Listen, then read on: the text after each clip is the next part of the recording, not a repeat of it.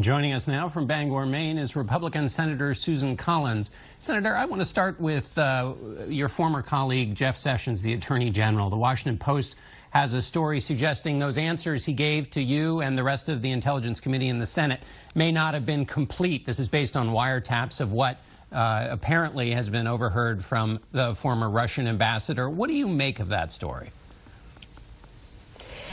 Let me say that the Intelligence Committee will follow any credible allegation as part of our investigation.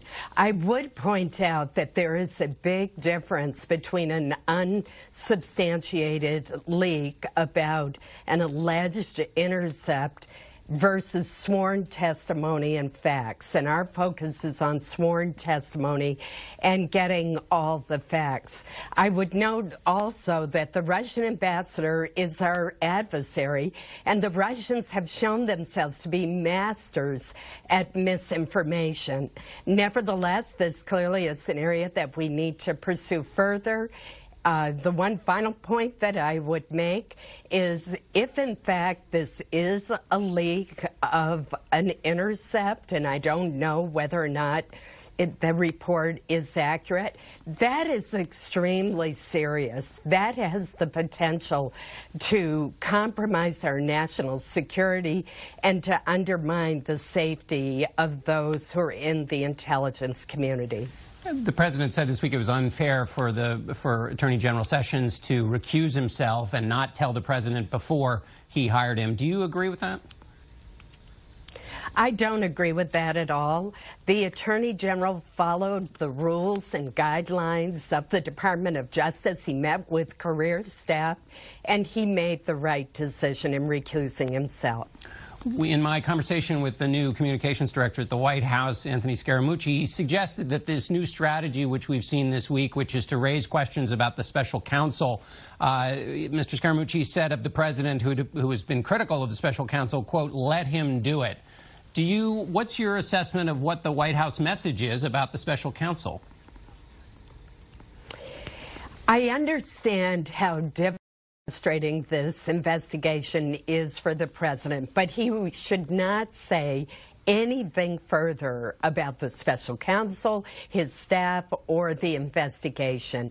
I know it's hard, but he needs to step back and not comment and let Bob Mueller, who is an individual with the utmost integrity, carry out the investigation and make his determination.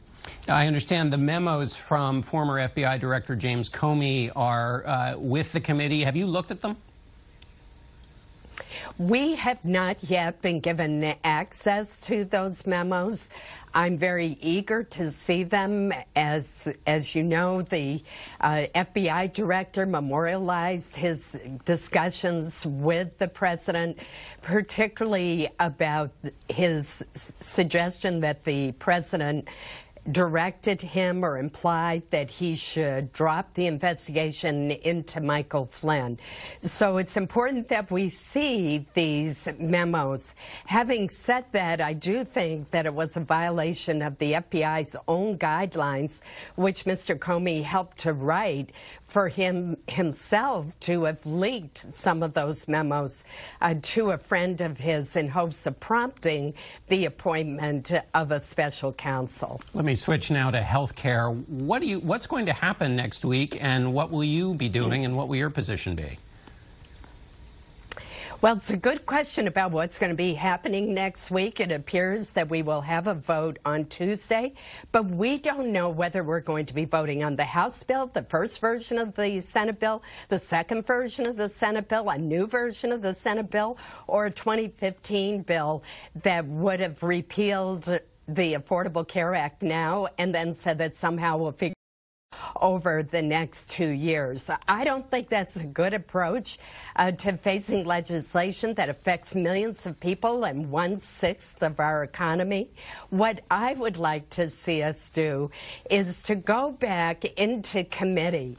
Lamar Alexander, the chairman of the Senate Health Committee, has already indicated his willingness to hold hearings. We could divide this issue into separate bills and take a look at this serious flaws in the Affordable Care Act, the most serious of which right now is the collapse of the insurance market in several counties throughout this country, so that people who have subsidies won't have an insurer that can sell them insurance. That would allow us to hear from expert witnesses, to get input from actuaries and governors and advocacy groups and healthcare providers, and most important, from members of both sides of the aisle, Republicans as well as Democrats. We just have 10 seconds left. Have you heard from the president trying to lobby you on this?